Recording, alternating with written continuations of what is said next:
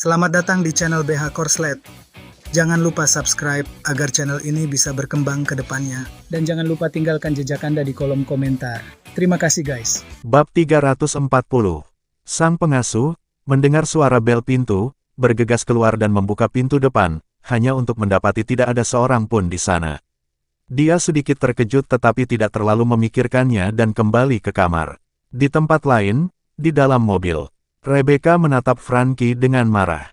"Kenapa kau tidak mengizinkanku masuk untuk mencari Nona Keira?"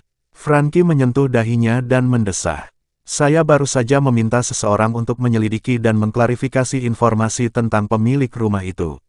Mengingat pengaruh keluarga Allen di Clans, tentu saja mereka dapat mengetahui semua informasi tentang Kira teknologi dalam waktu yang singkat." Frankie menyerahkan teleponnya kepada Rebecca. Rebecca segera mulai membaca. Daftar tersebut mencatat kisah hidup Kira sejak kecil, saat ia bersekolah di taman kanak-kanak, sekolah dasar, sekolah menengah, dan kuliah. Setelah lulus, ia tidak berbuat banyak selain menikahi Howard, dan baru-baru ini menceraikannya. Foto-fotonya berkisar dari masa kecilnya hingga saat ini. Rebecca menatap wajah yang sangat mirip dengan Keira dan benar-benar tercengang. Bagaimana mungkin, kecuali tahi lalat di dekat mata, dia terlihat persis seperti Nona Keira. Frankie mengatupkan rahangnya. "Kurasa mereka mungkin saudara kembar." Rebecca mengangguk. "Memang begitu." Frankie lalu melirik ke arah kediaman selatan. "Data ini tidak bisa dipalsukan, jelas ada seseorang yang mirip Keira di dunia ini. Terlebih lagi, orang yang baru saja mereka lihat tidak memiliki tahi lalat di matanya, dan sikapnya jauh dari penampilan percaya diri Keira. Jadi, orang di dalam villa itu bukan Keira tapi Kira." Dia merasa sedikit kecewa, tetapi ketika menoleh ke belakang, dia melihat Rebecca dengan air mata di seluruh wajahnya. Dia terkejut dan langsung bertanya, "Rebecca, ada apa?" Rebecca menangis dalam diam, dan saat ia hendak berbicara setelah mendengar pertanyaan itu, ia mulai terisak-isak, bernapas begitu keras dalam tangisannya, sampai-sampai orang khawatir ia akan berhenti bernapas sedetik kemudian. Frankie tercengang. Kakaknya sekarang begitu lemah. Dia mulai menepuk punggungnya pelan, mencoba membantunya mengatur napas sambil memikirkan apa yang membuatnya begitu kesal ketika mendengar Rebecca tiba-tiba berteriak keras. Sambil menangis, dia berkata sambil terisak-isak, apakah dia pengganti? Apakah dia alasan mengapa Louis tidak bersedih? Karena dia menemukan pengganti Nona Keira. Frankie tercengang. Rebecca kembali menangis. Bagaimana dia bisa melakukan ini? Bagaimana dia bisa pantas untuk Nona Keira? "Frankie, aku tidak butuh kamu menyukai pengganti ini. Di dunia ini, tidak ada yang bisa menggantikan Nona Keira." Frankie langsung mengangguk. Baiklah, aku tidak akan menyukainya." "Rebecca, bisakah kau tenang, kumohon." "Aku tidak bisa tenang. Aku tidak bisa melakukannya." Rebecca menutupi kepalanya. "Setiap kali aku berpikir bahwa di dunia ini, ada seseorang yang mirip sekali dengan Nona Keira, menjalani kehidupan bahagia yang seharusnya menjadi milik Nona Keira, aku tidak bisa tenang." "Frankie, bagaimana Louis bisa melakukan ini? Bagaimana?" Frankie yang tak berdaya terus menepuk-nepuk punggung Kira dan setelah beberapa saat, tiba-tiba berkata, "Kira memang selalu bersikap pemalu dan lemah, tapi apa yang dilakukannya akhir-akhir ini agak mengejutkan." Tangisan Rebecca berhenti sebentar. Frankie menunjuk ke konten di ponselnya dan menatapnya. "Kira teknologi baru-baru ini berbicara tentang kerjasama dengan Davis Corporation dan Olsen Group terkait energi baru. Saya mendengar bahwa dia secara pribadi mengajukan sebuah penelitian mutakhir." Rebecca tercengang. Kira tidak menghususkan diri dalam energi baru di perguruan tinggi, bagaimana dia bisa menghasilkan hasil penelitian energi baru sendiri? Frankie mengangguk. "Benar, bagaimana mungkin dia bisa?" Ia merenung sejenak, lalu berkata, "Saya ingat perusahaan Keira sedang menggarap energi baru. Mereka bahkan membeli bahan baku dari kami. Kemudian, saya juga mengetahui bahwa dia adalah Dr. Salt, ilmuwan peneliti yang sangat dicari di bidang energi baru." Setelah mendengar ini, mata Rebecca sedikit berbinar. "Frankie, maksudmu apakah Kira benar-benar Keira? Tapi, bagaimana mungkin?" Rebecca melihat informasi di tangannya. "Kira tumbuh besar di Clans, dan sepertinya dia belum pernah ke Oceanion, dan selain itu, kami telah memverifikasi DNA tubuh Nona Keira beberapa kali." Ekspresinya menjadi suram. Frankie lalu berkata, lebih baik kita pulang dulu dan membicarakannya setelah kita menemukan jalan keluarnya. Oke, keduanya kembali ke kediaman Allen di Clarence. Rebecca tampak putus asa dan lesu. Tepat saat dia memasuki rumah, dia mendengar seseorang berkata bahwa seorang tamu datang untuk menemui Frankie.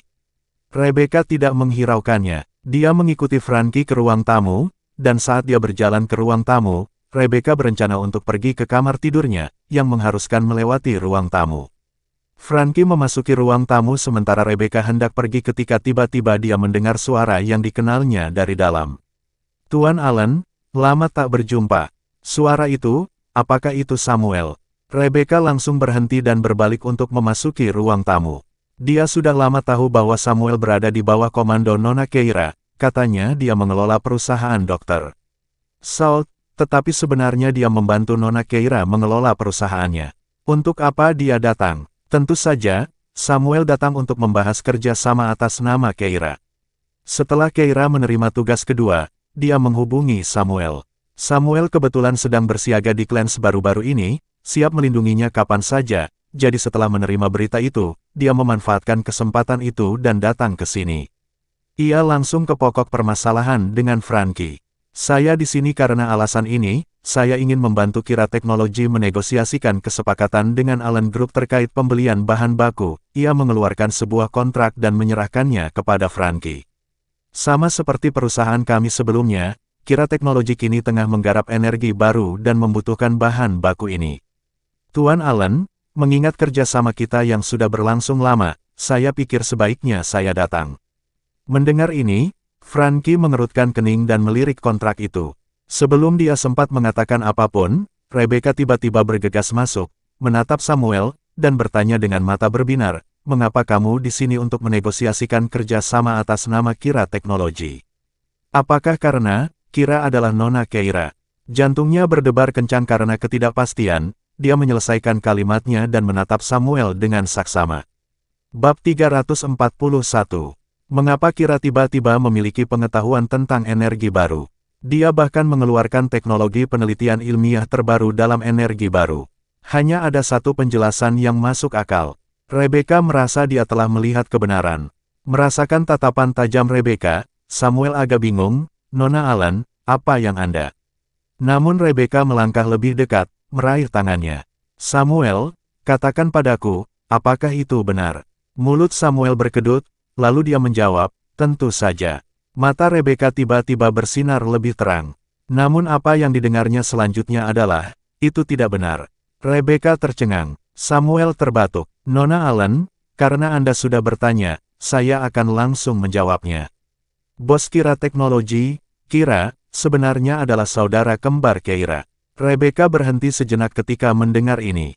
Samuel mendesah, "Setelah bosku meninggal, perusahaannya seharusnya diberikan kepada kerabat langsungnya. Tetapi Nyonya Olsen tidak ada di manapun, dan bosku hanya memiliki satu saudara perempuan yang tersisa." Rebecca mengerti. Jadi, perusahaan Nona Keira sekarang menjadi perusahaan Kira. Samuel menggaruk kepalanya. Benar, itulah penjelasan yang dipikirkannya untuk publik. Perusahaannya sendiri akan segera bergabung dengan Kira Teknologi, dan itu akan memudahkannya untuk membantu bosnya. Penjelasan ini tampaknya sempurna. Samuel tahu bahwa identitas bosnya tidak bisa diungkapkan sekarang. Meskipun Keira tidak pernah menyebutkannya, ada kesepahaman yang tak terucapkan di antara mereka. Melihat ekspresi di wajah Rebecca, dia tahu Rebecca mempercayai ceritanya. Dia berdeham saat mendengar Rebecca berbicara. "Jadi, kalian sudah menjadi bawahan Kira, dan Louis, suami Nona Keira, juga sudah menjadi orang kepercayaan Kira. Apakah kalian semua sudah mulai memperlakukan Kira sebagai Nona Keira?" Samuel menggaruk kepalanya, tidak mengerti mengapa dia terdengar begitu sedih saat mengatakan ini, tetapi tetap mengangguk. "Apa? Louis telah menjadi orangnya bosku. Omong kosong apa ini? Dia tidak tahu tentang ini." Namun kata-katanya malah membuat Rebecca semakin terpukul. "Atasanmu, dulu kamu memanggil Nona Keira dengan sebutan itu, dan sekarang kamu memanggil Kira dengan sebutan yang sama." Samuel segera menyadari keceplosannya dan segera menambahkan, "Yah, maksudku majikanku. Majikanku sekarang sudah menjadi Kira, jadi, maaf, itu terucap begitu saja." Rebecca merasa tidak percaya dan melangkah mundur. "Bagaimana bisa kau membiarkannya?" terungkap. Samuel menatapnya dengan bingung. Rebecca langsung berteriak, bagaimana bisa kau membiarkannya keluar? Samuel, kau pengkhianat. Lois pengkhianat, kalian semua pengkhianat. Dia berteriak, dengan air mata mengalir di wajahnya. Kemudian dia meraih lengan Frankie. Frankie, batalkan semua kerja sama dengan mereka. Usir dia. Samuel tercengang. Tunggu, Nona Allen, Anda. Frankie segera melangkah di antara Samuel dan Rebecca, sambil menunjuk ke arah pintu. Tuan Morgan, mulai sekarang, keluarga Allen tidak akan bekerja sama lagi dengan perusahaan Anda atau Kira Teknologi. Silakan pergi. Samuel tercengang. Dia membuka mulutnya, ingin mengatakan sesuatu, tetapi teriakan Rebecca yang melengking sudah mencapai telinganya. Pergi, pergi saja. Dia jelas tidak seperti dirinya sendiri, dan Samuel hanya bisa melambaikan tangannya dengan cepat. Hei, oke, aku pergi. Jangan bersemangat, oke. Samuel meninggalkan kediaman Allen dengan ekspresi sedih. Setelah dia pergi, Rebecca akhirnya berteriak, Frankie, kenapa? Di dunia ini, tidak ada yang bisa menggantikan Nona Keira. Hanya menyisakan kata-kata itu, matanya berputar ke belakang, dan dia pingsan. Frankie segera menggendongnya, tegang tetapi tidak panik karena baru-baru ini Rebecca patah hati dan pingsan sudah menjadi kejadian yang sering terjadi. Ketika menggendong Rebecca ke atas, dia kebetulan bertemu dengan orang tua mereka, yang mendengar keributan di lantai bawah dan sedang bergegas menghampiri. Melihat keadaan Rebecca, Nyonya Allen terkejut. Apa yang terjadi? Tuan Allen juga memarahi, Frankie, bukankah kamu seharusnya mengajak adikmu keluar untuk bersantai? Bagaimana ini bisa menenangkan? Karena tidak ada pilihan lain, Frankie menjelaskan secara singkat kejadian hari itu. Tuan dan Nyonya Allen tercengang, lalu keduanya mendesah serempak. Tuan Allen, yang merasa kasihan pada putrinya, berkata, batalkan kerja sama itu. Jangan buat Rebecca kesal lagi. Frankie mengangguk. Baiklah, Ibu Allen menitikkan air mata. Bagaimana semuanya bisa jadi kacau? Bagaimana Keira bisa punya saudara kembar? Tapi apa yang Lois lakukan benar-benar keterlaluan. Bukan cuma Rebecca, aku juga jadi tidak nyaman. Tuan Allen dan Frankie saling bertukar pandang, tak seorang pun cukup bodoh untuk membela Lois. Ditendang keluar, Keira merasa suara di telepon itu agak tidak dapat dipercaya. Samuel berkata, ya, aku juga tidak menyangka. Kau baru pergi beberapa lama, dan mereka tidak peduli dengan reputasimu. Keira mengatupkan bibirnya. Jangan bicara omong kosong. Pasti ada kesalahpahaman. Rebecca tidak seperti itu. Namun Samuel mendengus. Menurutku dia bertingkah agak gila sekarang. Kau belum pernah melihatnya saat dia bersikap tidak masuk akal. Keira memotongnya, sudah cukup. Samuel langsung berkata, baiklah, aku akan berhenti menjelek-jelekkannya, oke. Tapi apa yang harus kita lakukan sekarang? Bos, apakah Anda harus bekerja sama dengan keluarga Allen? Ya, Keira berkata dengan tenang, aku akan memikirkan cara lain. Setelah itu, dia menutup telepon. Tiba-tiba, terdengar suara lain di sampingnya, keluarga Allen tidak mau bekerja sama. Biar aku bantu. Keira melompat ketakutan, berbalik dan menyadari bahwa pada suatu titik, Lois telah pindah dari sofa seberang ke sisinya.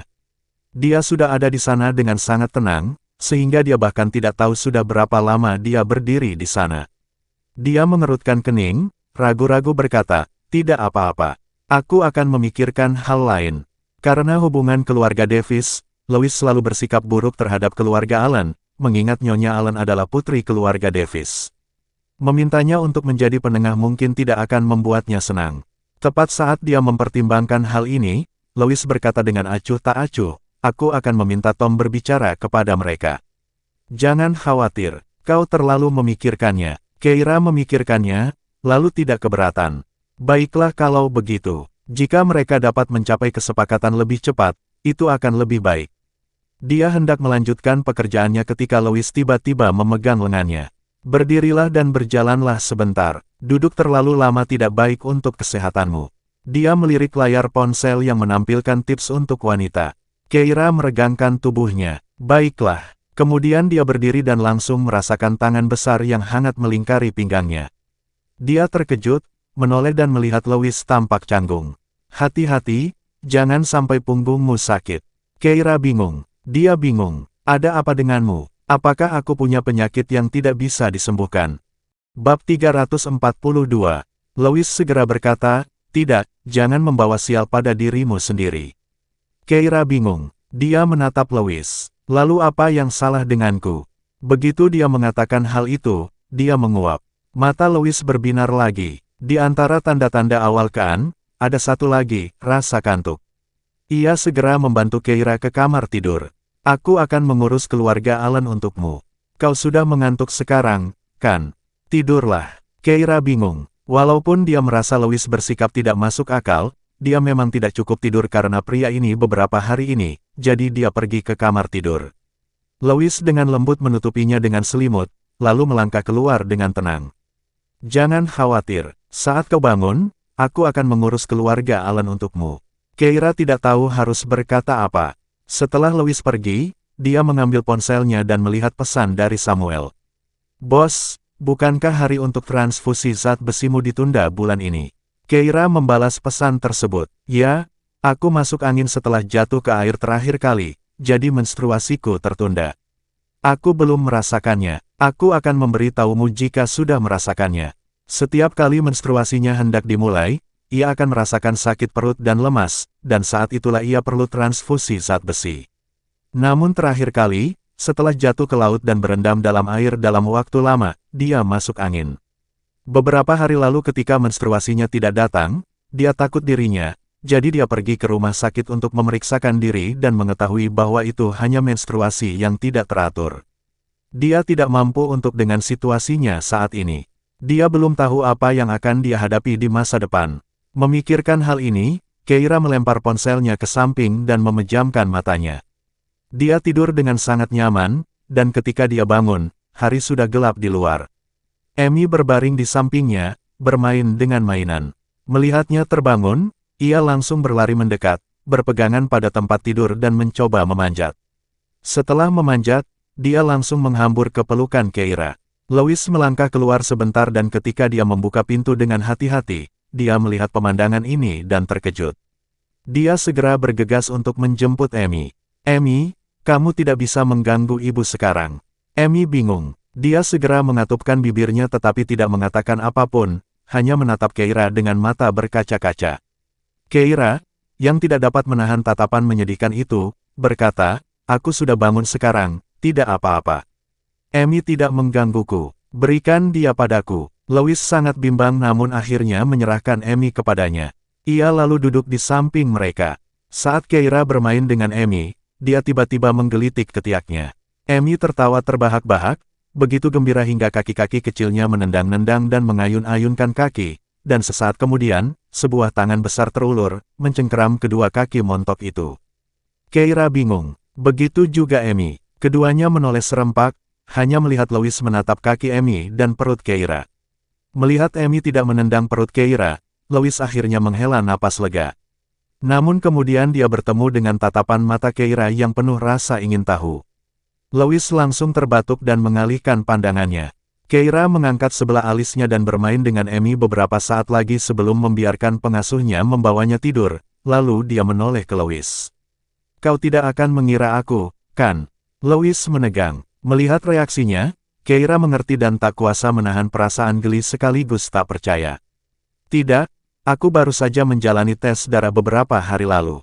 Benarkah begitu? Louis menunjukkan sedikit kekecewaan. Keira mendekat. Apakah kamu kecewa? Tidak, Louis segera menyangkalnya. Namun, Keira tertawa lalu memegang tangannya.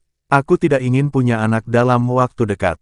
Louis mengangguk. Aku tahu. Itulah sebabnya dia tidak menceritakan kecurigaannya kepada Keira, karena takut jika Keira benar-benar, dia akan menyerah, karena sekarang memang bukan saat yang tepat.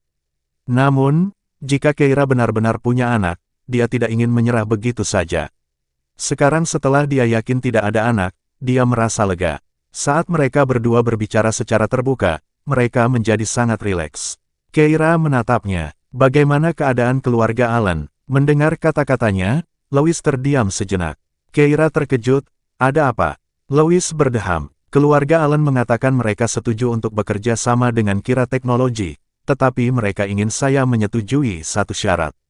Kondisi apa? Louis terdiam beberapa saat sebelum berkata dengan nada bingung, Frankie bilang Rebecca ingin menikah denganku. Keira bingung. Ia menatap Louis dengan bingung. Setelah beberapa saat, dia bertanya dengan ragu, apakah Rebecca menyukaimu? Aku tidak menyadarinya saat kita berada di Oceanion. Louis juga bingung. Keluarga Allen. Frankie menatap Rebecca dengan pasrah. Jika kamu tidak menyukainya, mengapa melakukan ini?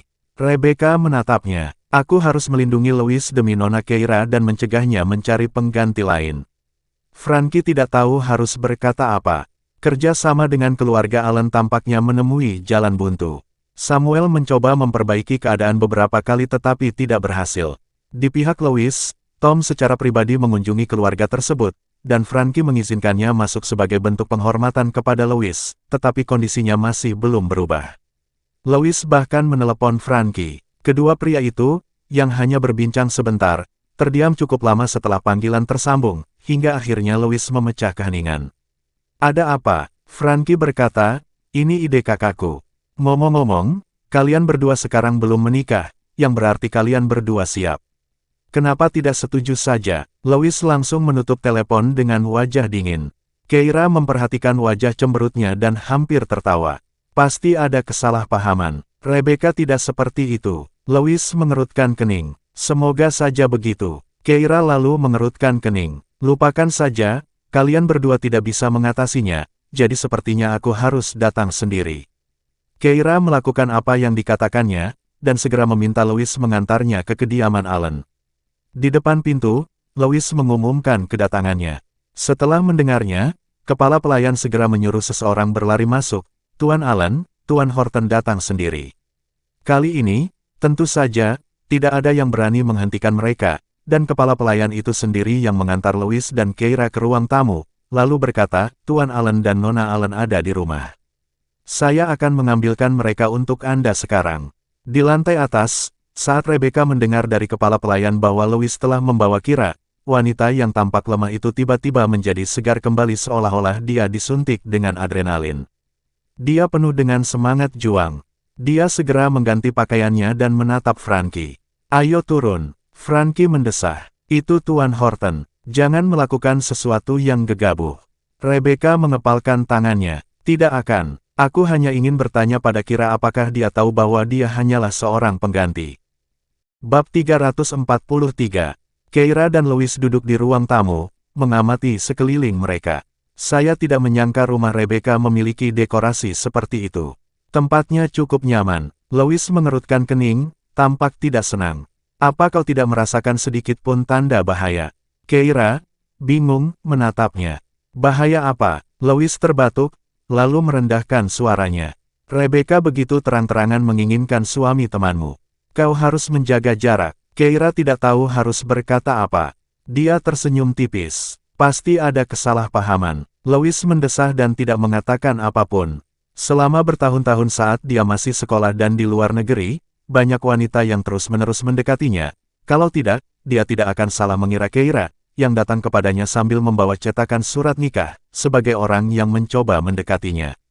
Tetapi ia tak pernah menyangka bahwa gadis penurut yang selalu mendengarkan Keira, dengan tatapan kagum di matanya, juga akan jatuh hati padanya. Kalau saja Rebecca hanyalah adik Frankie, dia pasti tidak akan bersikap ramah. Namun karena Rebecca juga merupakan teman dan sahabat Keira, yang dengannya dia memiliki hubungan baik di Oceanion, dia tidak bisa bersikap terlalu kasar. Lagi pula, obrolan sahabat bisa mematikan. Louis terbatuk, kemudian mengacak-acak sedikit rambutnya yang tertata rapi, dan membetulkan jaket olahraganya. Melihatnya seperti itu, Keira bertanya, apa yang kamu lakukan? Membuat diriku terlihat lebih jelek. Keira mengernyitkan sudut mulutnya, meraih tangannya. Jangan main-main, apapun yang kau lakukan, kau tidak bisa menyembunyikan ketampananmu. Mendengar perkataannya, Louis memang menghentikan tindakannya, tetapi telinganya berangsur-angsur memerah. Keira menyadari dia mudah tersipu, jadi dia sengaja menatapnya. Benar saja, tak lama kemudian dia berdeham untuk mengingatkannya. Tahan diri sedikit, tunggu sampai kita pulang malam ini. Keira tertawa. Pada saat itu, terdengar suara dari ambang pintu, lalu Frankie masuk bersama Rebecca. Frankie telah kehilangan berat badan sejak pertemuan pertama mereka. Begitu dia masuk, tatapannya jatuh ke wajah Keira, bayangan berkelebat di matanya. Louis segera melangkah maju, menghalangi pandangannya. Frankie menatap Louis sambil mengerutkan kening. Keira tidak menyadari tindakan halus di antara kedua lelaki itu. Sebaliknya, dia menoleh ke arah Rebecca, hanya untuk melihat Rebecca mengangkat dagunya sedikit, tidak lagi memiliki kelembutan dan rasa malu yang pernah dia tunjukkan di Oceanion, sikapnya sekarang membawa sedikit kesan sombong. Begitu dia masuk, dia menatap Keira dengan tajam, matanya penuh dengan permusuhan. Apa yang sedang terjadi? Saat Keira sedang merenung, Rebecca menghampirinya dan mengulurkan tangannya. Halo, namaku Rebecca. Saat Keira mengulurkan tangannya, hendak menyentuh tangannya, Rebecca menarik tangannya, berpura-pura acuh tak acuh saat menyentuh rambutnya, lalu menatap Keira. Kira, benar, kau benar-benar mirip temanku. Keira tidak tahu harus berkata apa. Rebecca terus menatapnya. Apakah kau ingin tahu siapa temanku? Anehnya, dia adalah istri almarhum Tuan Horton, apakah kau tahu tentang ini? Bingung, Keira mengangguk. Melihat hal itu, Rebecca langsung mengernyitkan alisnya, suaranya menjadi agak melengking, kau tahu. Keira mengangguk lagi. Rebecca langsung mengepalkan tangannya, lalu mendengus. Kau senang menjadi pengganti seseorang. Kali ini, Keira merasakan ada yang tidak beres, dan sebelum dia sempat berbicara, Louis melangkah di depannya, memberi Rebecca tatapan peringatan. Nona Allen, tolong jaga sopan santunmu. Apakah kamu sudah membelanya? Sikap Rebecca kasar. Dia melangkah maju, menatap tajam ke arah Louis. Tuan Horton, karena Anda sudah di sini, sudah saatnya saya menjelaskan beberapa hal. Matanya berbinar saat berbicara. Sebenarnya, aku menyukaimu saat bertemu Nona Keira. Aku hanya menahan diri karena kehadirannya. Sekarang setelah dia pergi, bagaimana kalau keluarga kita menikah?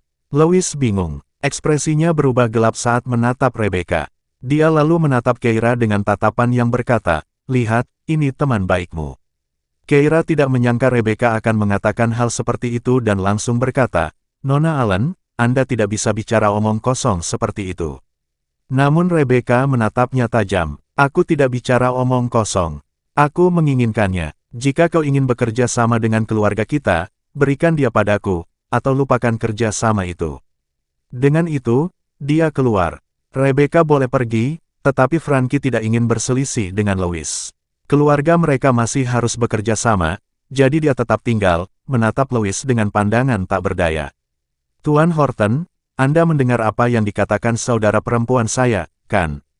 Louis menahan amarahnya dan menatapnya. Apakah kamu selalu memanjakannya seperti ini? Frankie mengangkat bahu. Tidak ada yang bisa dilakukan. Dia satu-satunya anak perempuan dari orang tuaku, dan dia satu-satunya saudara perempuanku yang telah melalui cobaan seperti itu. Mulai sekarang, dia hanya bisa dimanja. Louis tidak tahu harus berkata apa. Dia menatap Keira tanpa daya. Namun Keira melangkah maju dan berbicara kepada Frankie. Tuan Allen, jika kerjasama antara keluarga kita begitu remeh, lebih baik kita batalkan saja. Namun, Nona Allen tampaknya tidak dalam kondisi yang baik. Mungkin Anda harus membawanya ke psikiater. Frankie terkejut. Sejak Rebecca dibawa pulang, dia menjadi semakin paranoid. Tuntutannya kini bahkan lebih keterlaluan. Pihak keluarga mengira hal itu terjadi karena mengalami pernikahan yang gagal dan kematian Keira, jadi mereka tidak terlalu memikirkannya. Tetapi Keira sudah melihat masalahnya sekilas. Apakah Rebecca mengalami masalah mental? Frankie merenung sejenak, lalu mengangguk. Terima kasih sudah mengingatkan, Nona Saud. Saya akan membawanya ke dokter. Keira berbalik dan pergi bersama Louis. Frankie memperhatikan mereka pergi dan memperhatikan bahwa Louis, ketika bersama Kira, masih berjalan setengah langkah di belakangnya, sama seperti yang dia lakukan di Oceanion ketika bersama Keira. Itu adalah sesuatu yang mengejutkan Frankie sebelumnya. Itu jelas menunjukkan betapa Louis menghargai Keira. Dan sekarang, dia melakukan hal yang sama dengan Kira. Mengingat nada dan cara Kira berbicara kepadanya, sangat mirip dengan Keira, tidak seperti Kira yang penurut yang mereka selidiki. Hal ini membuatnya mulai ragu lagi. Mungkinkah? Kecurigaan tiba-tiba muncul di hati Frankie dan dia merasa sulit mempercayai spekulasinya sendiri, jadi dia mengikuti mereka keluar. Tepat saat dia melangkah keluar, dia melihat Kira dan Louis berjalan menuju tempat parkir, hendak masuk ke mobil ketika Frankie buru-buru maju beberapa langkah dan memanggil, Nona Olsen.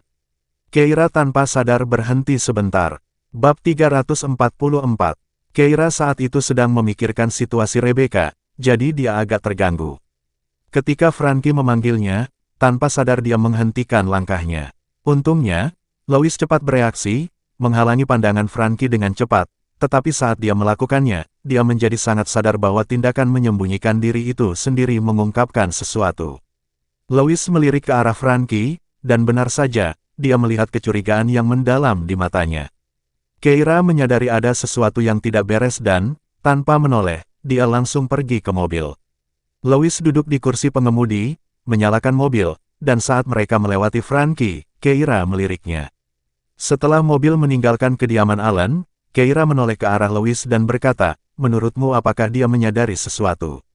Lois berkata dengan acuh tak acuh, "Dia mungkin mencurigai sesuatu, tetapi tanpa bukti, dia pasti tidak bisa menuduhmu." Keira mengerutkan kening, hendak berbicara, tetapi Lois memahami pikirannya. "Jangan khawatir, Frankie adalah pria yang cerdas. Bahkan jika dia telah menemukan sesuatu, dia tidak akan mempermasalahkannya." Keira lalu mengangguk. Mereka berdua tidak kembali ke kediaman selatan, melainkan pergi ke keluarga Davis. Hari ini, Mary sedang mencoba gaun pengantin. Sebagai sahabatnya, Keira pergi untuk membantunya memilih. Mobil berhenti di tempat parkir, tetapi Lois tetap duduk di kursi pengemudi. "Kamu duluan saja, aku akan menunggumu di sini sementara aku menangani beberapa masalah yang berhubungan dengan pekerjaan." Dia tidak ingin berhadapan dengan keluarga Davis lagi. Mengenang terakhir kali Sarah berdiri di hadapannya, tidak dapat mengenali putranya, Keira mengerti dan mengangguk. Dia keluar dari mobil dan memasuki kediaman Davis. Mary sekarang adalah putri paling disayangi keluarga Davis, dan tentu saja, Keira tidak menghadapi halangan saat masuk, dan langsung menuju ruang perjamuan. Aula perjamuan itu besar, namun kini dipenuhi dengan gaun pengantin, dengan para manajer merek berdiri di tempatnya masing-masing, menunggu Mary datang dan memilihkannya. Seolah-olah toko pengantin telah dipindahkan ke rumah mereka. Keira terkejut oleh pemandangan itu dan melihat ke arah Mary. Mary juga menarik sudut mulutnya. "Paman Ken dan keluarga Olsen yang mengatur ini. Mereka bilang karena aku tidak boleh terlalu memaksakan diri, jadi mereka meminta merek-merek untuk mengirimkan gaun pengantin terbaik mereka." Keira bertanya, "Bukankah itu agak terlalu berlebihan?" Mary mendesah pelan, "Boros. Itu adalah kekuatan keluarga yang bergengsi. Ketika dia masih muda, saat kakeknya masih hidup, anak-anak dalam keluarga sering membeli pakaian dengan cara ini. Namun setelah garis keturunan utama terpisah, mereka tidak lagi menikmati perlakuan seperti itu. Bagaimana mungkin orang tua dan nenek Mary, yang biasa menikmati hak istimewa seperti itu, tahan menerima sambutan dingin saat ini? Itulah sebabnya mereka melihatnya sebagai kunci untuk kembali masuk ke keluarga kaya raya. Dia akan menikahi Alice, dan status orang tuanya dalam keluarga Davis telah meningkat, sekali lagi menikmati perlakuan yang disediakan untuk garis keturunan utama. Namun Mary tidak merasakan sukacita, hanya rasa tidak berdaya dan sedih yang kuat. Keira, yang menyadari kurangnya antusiasmenya, membantunya memilih di antara gaun pengantin. "Calon pengantin, bagaimana kalau mencoba yang ini? Lehermu ramping, dan menurutku gaun ini cocok untukmu." Namun, Mary tidak tertarik. "Tidak perlu, ini sudah cukup." Dia langsung memilih satu gaun, menyuruh manajer merek lainnya pulang, lalu menatap pramuniaga sambil menunjuk Keira. "Bantu temanku memilih gaun pengiring pengantin." Keira bingung. Dia merendahkan suaranya. "Aku sudah menikah dan punya anak, bukankah itu tidak pantas?" Mary langsung berkata, "Bukankah kalian sudah bercerai? Bercerai berarti masih sendiri. Tentu saja, itu pantas. Keira, dulu kita pernah sepakat, bahwa kita akan menjadi pengiring pengantin satu sama lain." Mendengar ini, Keira terdiam sejenak, lalu mengangguk. "Baiklah, pramuniaga telah menyiapkan gaun pengiring pengantin, jadi Keira pun dengan santai memilih gaun putih yang sederhana, yang tidak akan mencuri perhatian sang pengantin." Dalam waktu kurang dari 10 menit, mereka telah memilih gaun tersebut. Tepat saat mereka berdua hendak pergi, orang tua Mary bergegas menghampiri. "Apakah itu pilihannya? Bukankah itu terlalu santai?" Mary berkata dengan acuh tak acuh, "Pokoknya, apapun yang aku kenakan akan terlihat sama." Ibunya ingin mengatakan hal lain, tetapi ayahnya dengan cepat menyela, "Benar, putri kita sangat cantik, dan semua gaun pengantin ini adalah koleksi khas dari merek-merek besar, sungguh, apapun yang dikenakannya akan terlihat bagus. Setelah itu, ayah Mary melihat ke arah pintu. Tuan Ellis seharusnya datang hari ini untuk memilih bersama Anda, mengapa dia belum datang? Mendengar hal itu, Keira langsung menatap Mary. Namun Mary menundukkan pandangannya, "Yah, dia baru saja mengirimiku pesan, katanya dia sedang sibuk dengan sesuatu dan tidak akan datang hari ini. Minta saja pramuniaga mencocokkan pakaian itu dengan ukurannya, dan mengirimkannya ke keluarga Olsen." Mendengar kata-kata itu, kedua orang tuanya langsung bertukar pandang. Ibunya ingin berbicara tetapi akhirnya tetap diam. Keira mengantar Mary kembali ke kamar, lalu tiba-tiba bertanya dengan suara pelan, "Mary, apakah kamu bahagia?" Mary menatapnya, tiba-tiba merasa ingin menangis. Sejak pernikahannya dengan Ellis diputuskan, keluarganya sibuk mempersiapkan pernikahan mereka, tetapi tidak seorang pun pernah bertanya apakah dia bahagia. Semua orang mengira bahwa dia telah mencapai puncaknya dengan menikahi Ellis, hanya Keira yang benar-benar peduli padanya. Tetapi Keira membutuhkannya untuk menikahi Ellis.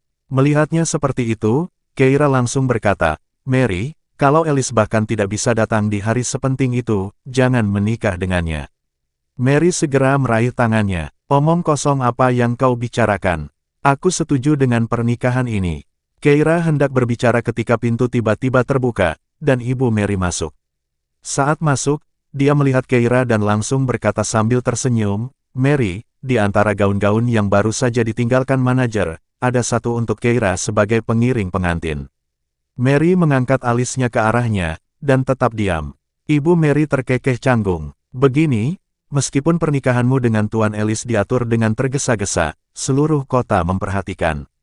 Pernikahan antara keluarga Davis dan Olsen adalah acara besar, dan keluarga Olsen berencana menjadikan Victoria sebagai pengiring pengantinmu." Mendengar itu, Mary mengangguk.